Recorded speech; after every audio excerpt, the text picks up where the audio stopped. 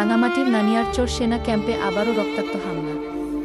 UPDF সন্ত্রাসীদের গুলিতে প্রাণ হারালেন এক বীর সেনা সদস্য।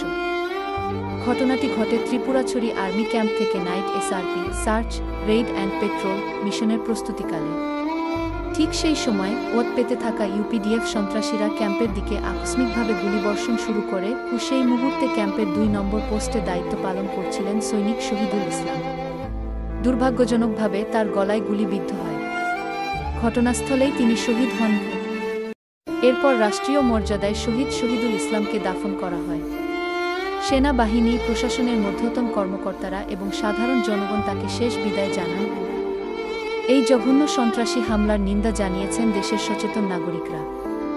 শহীদুল ইসলামের আত্মত্যাগ যেন দেশের প্রতিটি নাগরিকের হৃদয়ে বেঁচে থাকে। সত্যের পথে সাহসের সাথে থাকুন আমাদের সাথেই। সাবস্ক্রাইব করুন।